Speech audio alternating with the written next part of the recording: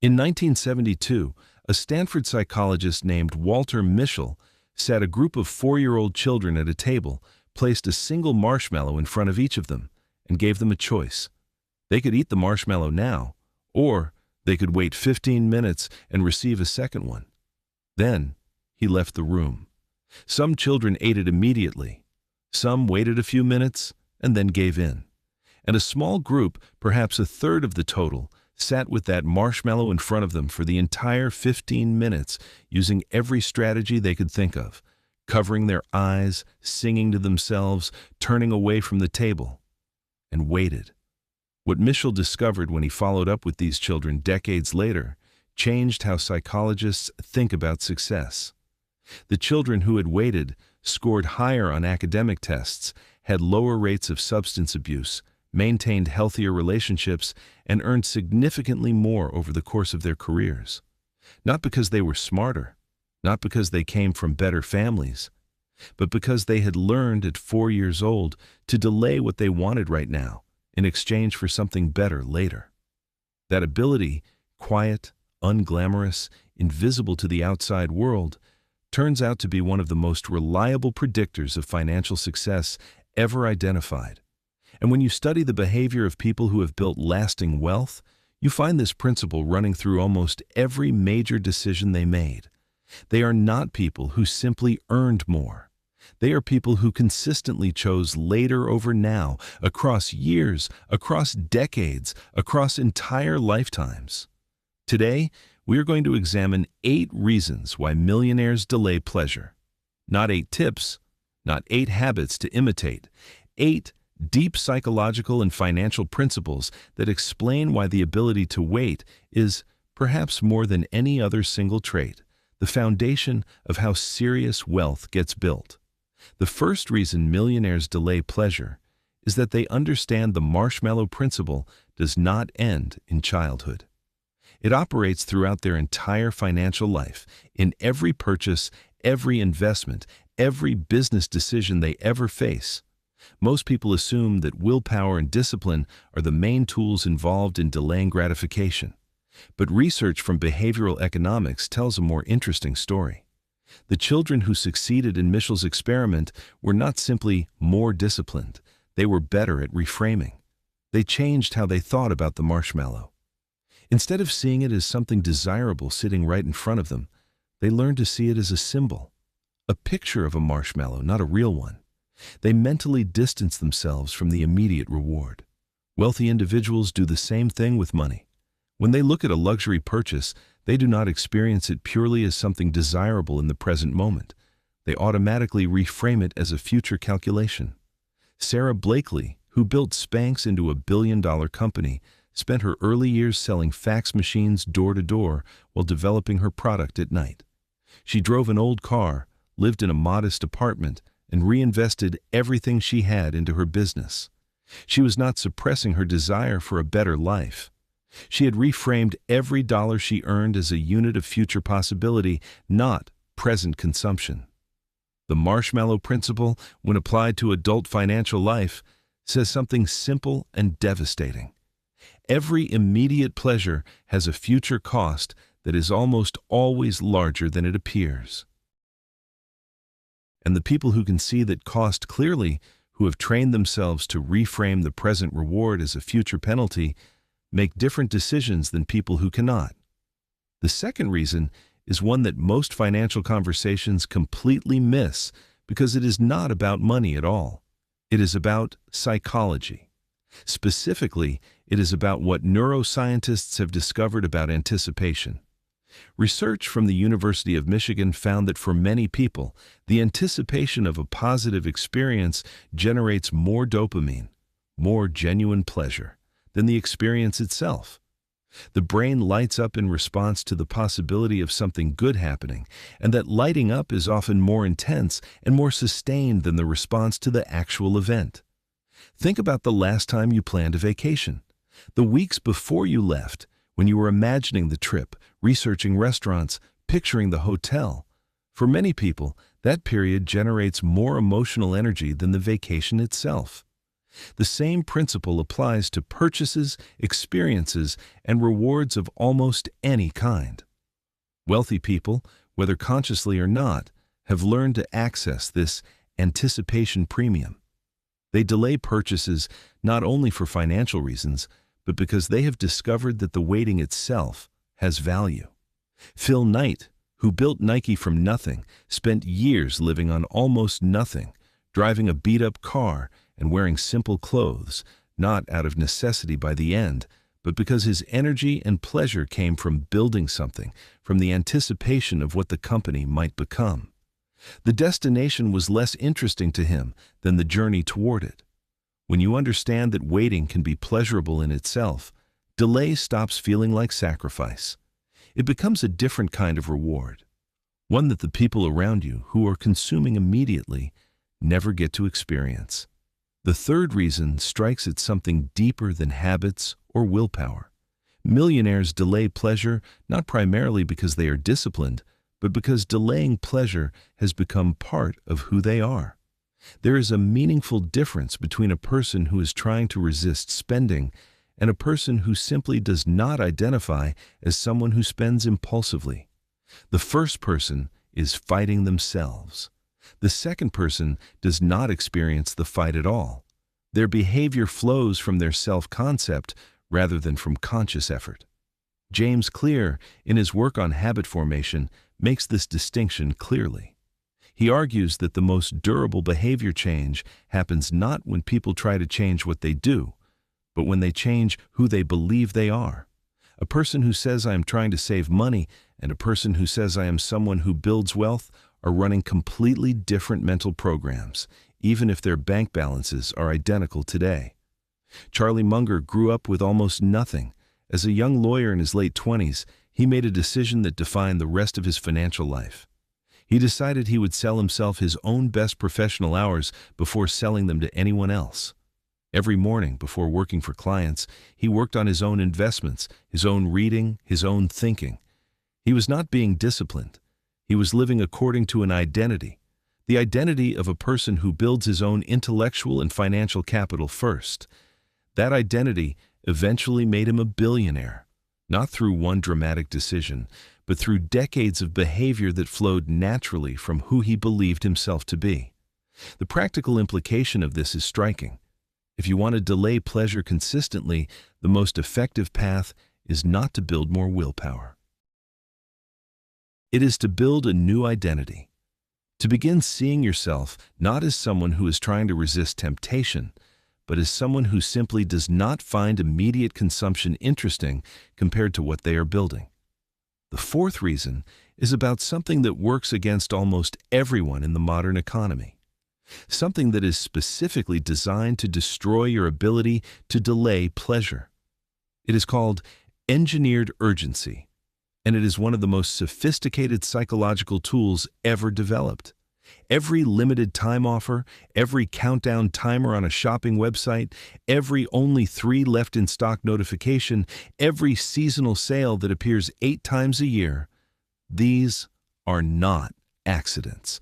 They are deliberate applications of scarcity psychology, a well-documented phenomenon in which people assign more value to things that appear rare or about to disappear. The goal is to collapse your decision-making window until there is not enough time to think clearly. Wealthy individuals are not immune to these triggers, but they have developed a specific defense, the intentional pause. Rather than making a financial decision in the moment the urgency is manufactured for them, they impose their own delay. They have a rule, sometimes 24 hours, sometimes a week, sometimes a month for larger purchases, in which no spending decision is final. John Combe, who co-founded WhatsApp and eventually sold it to Facebook for $19 billion, grew up in poverty in Ukraine and later California, where his family relied on food assistance. As his wealth grew, he maintained a habit of sleeping on it for any purchase above a certain threshold, not because he could not afford it, because he had learned that his own desire for a thing, evaluated honestly 24 hours later, was almost always different from his desire for it in the moment the seller had engineered. He understood that urgency is almost always artificial and that the best deals financially and psychologically, almost always go to people willing to wait. The fifth reason is about the difference between what we want in the moment and what we actually want when we think carefully about our lives. Millionaires are unusually good at this distinction, and it changes everything about how they spend. Behavioral economists call this distinction between present preferences and considered preferences. A present preference is what you want right now, in this emotional state, in this environment, with these social cues operating on you. A considered preference is what you want when you have removed the emotion, the social pressure, and the manufactured urgency, and examined your actual values. Most impulse spending satisfies present preferences that are completely disconnected from considered preferences. You are hungry, so you buy an expensive meal you will not remember by Tuesday. You are bored, so you buy a gadget you will stop using in 3 weeks. You are anxious about your status, so you buy something visible and expensive that temporarily relieves the anxiety but does nothing for the underlying feeling. Howard Schultz grew up in a housing project in Brooklyn, wearing hand-me-down clothes and watching his family struggle. When Starbucks began generating real money, he said in interviews that his spending decisions became easier, not harder, because he had spent so many years understanding the difference between what he wanted and what he needed. He had run his desire audit continuously for decades by necessity. And when the money arrived, the habit was already formed. He knew which pleasures were genuine and which were noise. The desire audit is simply a practice of asking, before any non-essential purchase, whether this satisfies something real in your life or whether it is a response to a passing emotional state. Wealthy people run this audit automatically because they have run it long enough that it requires no effort. And the audit eliminates an enormous amount of spending that would otherwise feel justified in the moment and empty by the following week. The sixth reason is mathematical before it is psychological. It is about what researchers and investors call asymmetric outcomes. Situations where the cost of waiting is small, but the reward of having waited is enormous. Most people evaluate patience and impatience on roughly equal terms. If I wait, I give up the pleasure of this thing now. If I do not wait, I get the pleasure of this thing now. That feels like a fair trade-off, a matter of personal preference, with no objectively correct answer. But the mathematics of compounding reveal that this framing is almost always wrong. Consider two people, both earning the same income. The first begins investing aggressively at 25 and continues for 10 years, then stops entirely. The second does not begin investing until 35, but continues for 30 years. Despite investing for 3 times as long, the second person almost never catches the first.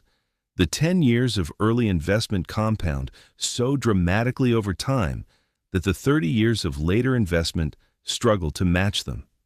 This is the mathematical reality behind delayed gratification. The asymmetry is not subtle. $1 saved and invested at 25 is worth many times what $1 invested at 45 is worth, not because of anything complicated, but simply because of time. The cost of enjoying that dollar at 25 is not $1. It is every dollar that dollar would have become. Millionaires understand this asymmetry viscerally. They have either calculated it or they have absorbed it from people who have. And it changes how they evaluate every decision because they know that patience is not just a virtue. It is a multiplier that operates silently and continuously, rewarding those who understand it and taxing those who do not. The seventh reason extends the logic of compounding from money to something less obvious but equally powerful: character. Every time a person delays a pleasure they could have taken, something happens beyond the financial outcome. They add evidence to their self-concept. They confirm through action that they are someone who can control their impulses, who lives according to long-term values, who is building toward something larger than today. And that evidence compounds in exactly the same way that financial returns compound.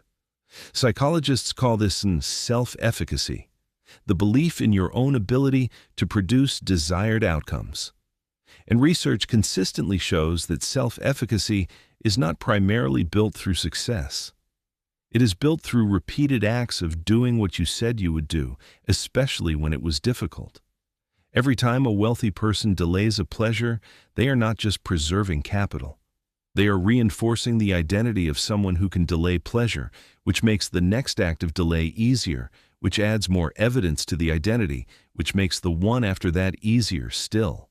The behavior and the belief reinforce each other in a loop that builds momentum over years. This is why discipline, once it becomes identity, stops feeling like discipline. The person who has delayed gratification consistently for a decade does not experience their next act of delay as effortful.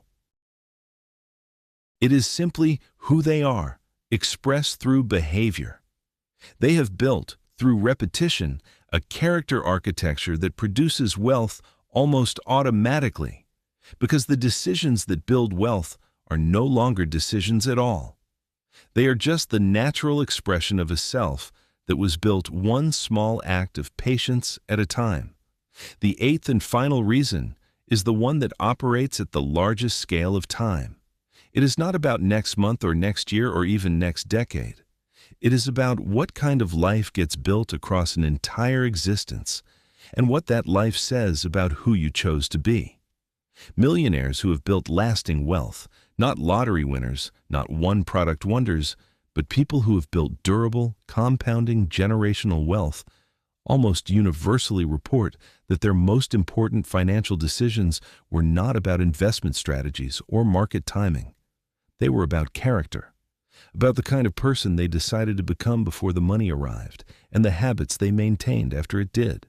Jeff Bezos, in an early interview long before Amazon became what it is today, was asked why he would leave a well-paying job on Wall Street to start an online bookstore that had almost no chance of succeeding.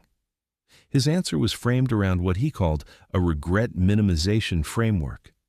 He said he tried to imagine himself at 80, looking back at his life, and asked which decision he would regret more, having tried and failed or having never tried at all.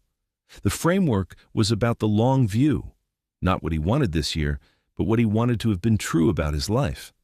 That orientation toward the self you are building rather than the pleasures you are accumulating is the deepest reason why millionaires delay gratification. They are not primarily optimizing for more money, though money follows. They are optimizing for a specific kind of life. A life built on values they chose deliberately.